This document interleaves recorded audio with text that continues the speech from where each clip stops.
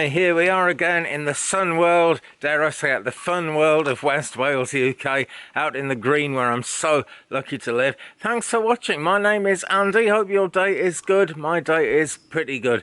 Thanks very much. And in this video, we're going to talk a bit about the afterlife and, how people get there, what it's like. These are questions I get all the time as a medium, so I'll try and answer some of them for you right now. And there's a chicken. There's always a chicken. Let's take a walk over by the old sunchokes, the Jerusalem artichokes. Hello, chicken. You even in shot? I can't see. The sun's so bright.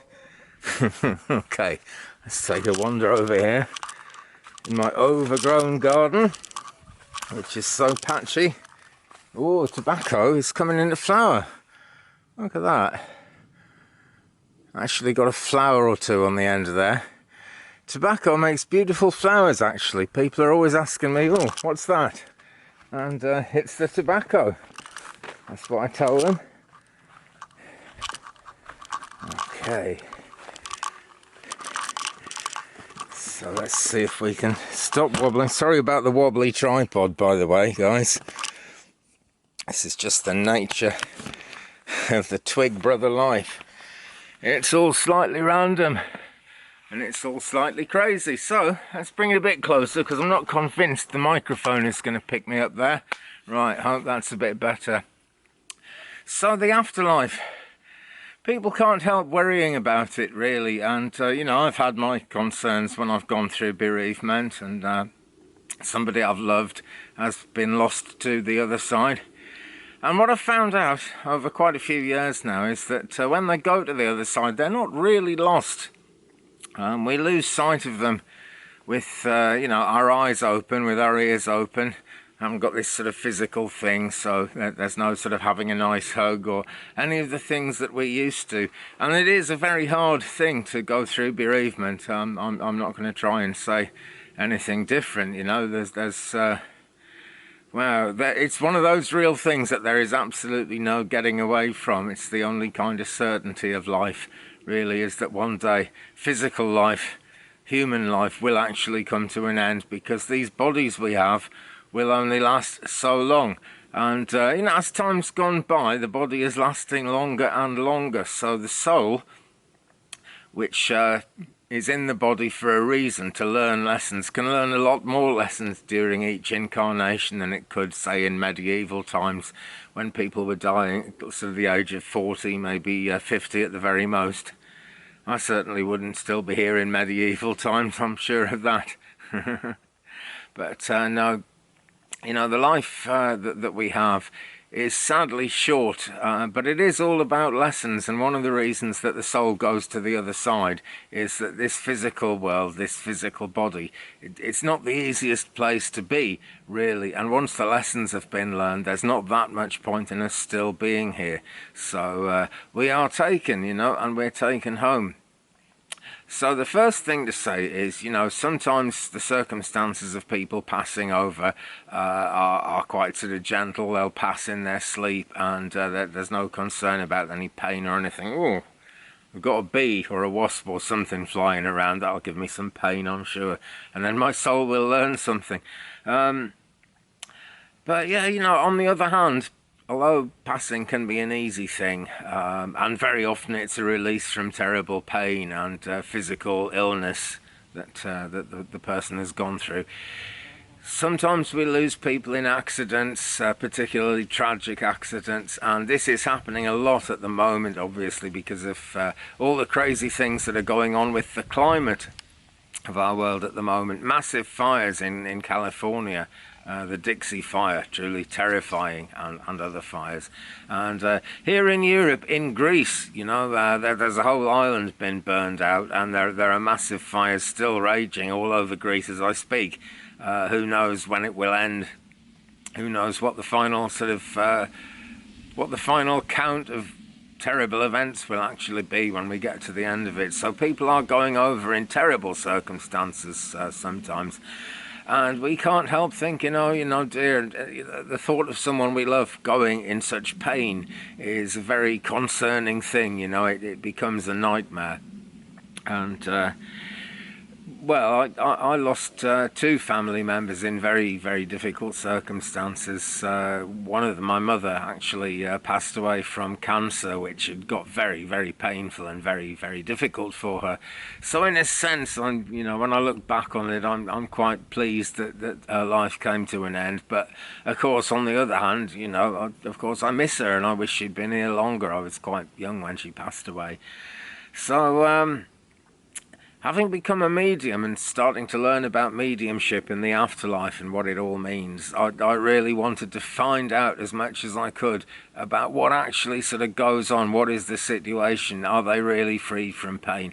And the answer that I've got again and again, not just from teachers, but from spirit guides who've been very kind to sort of come through and talk to me about this, is that it is the end of pain when someone passes. And it's not really physical death, you see. It's passing on to the other side of life. And there is no point in someone enduring a lot of pain in the process of actually passing over. Pain is there to, it's a primordial thing, really, and it's to stop us putting our fingers in the fire. It's to make us afraid of kind of crazy animals like, saber-toothed tigers, for example, that far back in history. Pain is there as a protection, and it's to get us to protect ourselves. And there is absolutely no point in someone feeling the pain that ends their life. And I've seen this time and time again when I've been taking spiritualist church services and when I've been doing mediumship readings for people. For example, someone's young son passed in a terrible way. In a car crash, and it was really horrific. If I described it to you, your teeth would grind and your hair would stand on end. It was very nasty. But when he sort of came through at a church service and was talking, he showed me really what it was like when his life actually ended in this world. And he said that they were driving along, and this was a car accident. They were hit by a lorry. But he said his experience was they were driving along, him and his girlfriend, and they just pulled into a lay-by. And it looked strange. There were curtains all around this lay-by. And then people came forward and kind of took them towards the light. And that pretty much was that, there was no feeling of pain, no recollection of any pain coming through in the conversation that we had and in what he was actually saying to me and asking me to pass on to his loved ones. So that's one example. There have been many, many. The nearest I've ever heard a spirit person come to saying, something hurt. No, they never said it hurt, but the nearest to that would be another person who passed in a car crash, and they were aware of a thump, big thumping noise as if the earth shook, and that was it. There doesn't seem to be any pain as far as I can tell. One area where there can be pain is when someone has taken their own life, and this isn't physical pain as such, but obviously when someone takes their own life, they are in a very distressed frame of mind, and things are obviously very unhappy for them. Some people take their own life because they've just finished with this world and they don't want to be a burden to someone, and in a sense they're almost happy about what they're doing. In other words, they're content that it's time to bring things to a close. But that is regarded in the spirit world as a kind of an illness, a spiritual illness, which any kind of mental turmoil is a spiritual illness, really. In fact, even people who don't believe in heaven or an afterlife or God or the Great Spirit or anything do call that the spiritual well-being. If you're a leader or a manager, it's very often in your contract that you are responsible for the spiritual well-being of the people who work for you. And I'm, of course, responsible for the spiritual well-being of my cat. And there is a cat coming very close now. Don't know if you can hear her, but Tinkerbell is meowing. You coming over, Puss? You gonna come and say hello? Come on, then. And here she is. Look, it's Tinkerbell. Da, da, da. Right, so where was I? Having fun with cats while I talk about this. Crazy, but so much has come to me to put my mind at rest, and a lot of it has come to me so I can tell other people and put their minds at rest, and it really has, got my mind at rest about this. So when someone takes their own life, there is a healing process on the other side. You know, there are spirit deities, spirit entities. There are deities and there are angels as well, whose particular job it is to help people just adjust out of that pain and come to terms with what's happened to them. There was a famous British medium who passed away, sadly, quite a long time ago now. Her name is Doris Stokes. She is actually on YouTube, DorisStokes. I'll try and remember to put a link to one of her videos in the description, actually. And she was one of the greatest British mediums. Of course, she was torn apart by the press and called all sorts of nasty names along the way because she was really good at what she did. And she brought a lot of comfort to people. She's written books about this. Really, what she described, she was a nurse, by the way. That was her profession. She was a nurse in the UK in the sort of 60s and 1970s, before she went fully professional as a medium. She was a nurse, so I guess this is how she would see it. But you know, she really did travel between worlds, and she really did bring a lot of amazing information and sort of useful knowledge back to us. And she said that when someone commits suicide, takes their own life, they go to a kind of hospital in the afterlife where they are looked after until all that anxiety, all that pain is taken away. Because of course that is spiritual anxiety, that is spiritual pain. So it does need to be healed even after a person has gone over.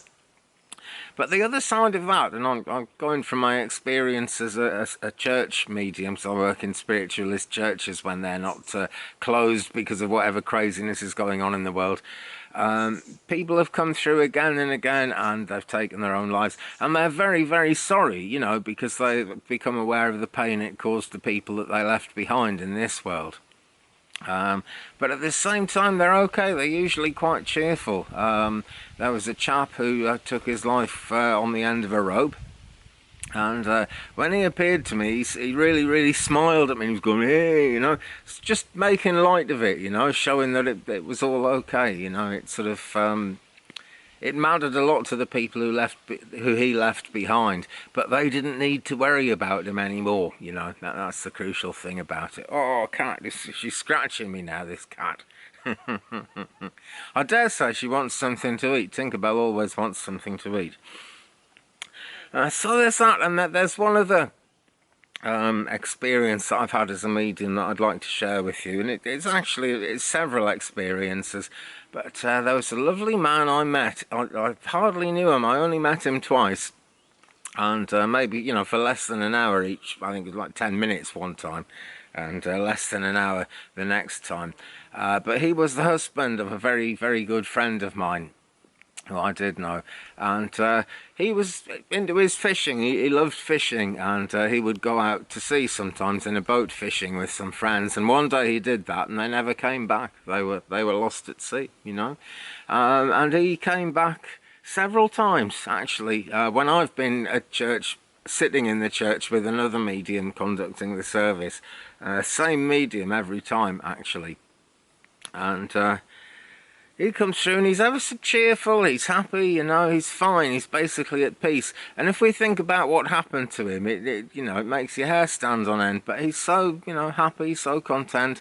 And of course he misses the people he's left behind, but there is no time in the afterlife, and he knows, as a spirit person, that they will all be together again one day. And this is a very important point, you know, people will all be back together again one day. No need to hasten your own demise so you can get over there and be with them. Everyone will be together, basically. It's an absolute fact of life on both sides of the divide. Both sides of the veil, as we often call it.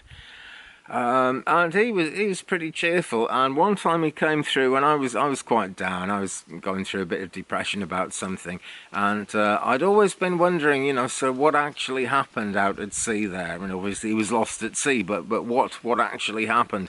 And his message was, when you get to the bottom, you can't go any lower. And so, you know, there was a very good message about the fact that I'd reached rock bottom in my own mind and in my own life. And so there's, you know, spirit acknowledging that, which is a wonderful thing. He obviously knew what I was going through, and he obviously knew me. And at the same time, you know, I found out what happened at the end of his life. Obviously, the boat sunk and he'd gone to the bottom. And with that idea, when you get to the bottom, you can't go any further. When you get to the other side, of course, you know, things can't be horrible again like that. The world we live in has these horrible experiences because we have to, you know, the soul has to be conditioned. The soul has to be always in a process of learning, really. Maybe Tinkerbell is going to come back as a person one fine day, eh? You're going to come back as a person, Tinks? I think she might. So there, guys, this is fairly sort of short video as my videos go, but I did want to share that. And as a medium, you know, I do, YouTube has become part of my work as a medium. I try and teach through the videos, as with this one. A lot of it's about spiritual development, and I do live readings 3 times a week on YouTube, Sundays, Wednesdays and Fridays. Sundays and Wednesdays 3 p.m. Central USA time, 9 p.m. UK time, and Fridays 5 p.m. Central USA time, 11 p.m. UK time. I don't like to go much later than that because I don't want to be all exhausted when I'm doing this stuff. I'm usually awake till sort of 12, 1, so it's, you know, 11 isn't a bad time to start.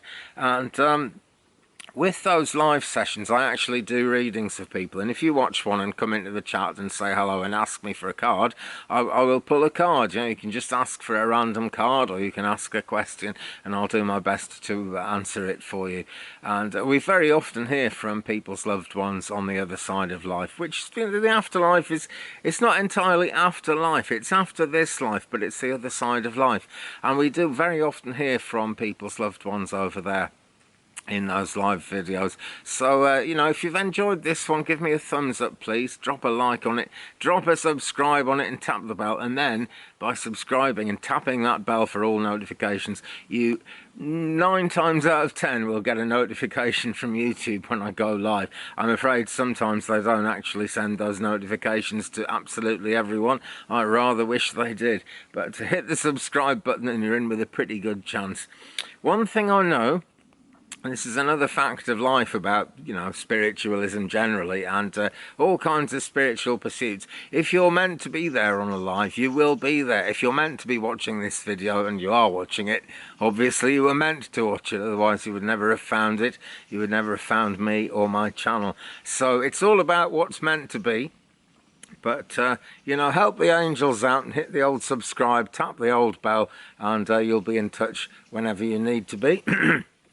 If you'd like a private reading, my Gmail address is down there in the description below this video. It is 35and83@gmail.com. Excuse me. That is 35and83@gmail.com. Very polleny day this, and I'll be happy to arrange a reading for you, or an astrological birth chart, if that would help, if that would suit you.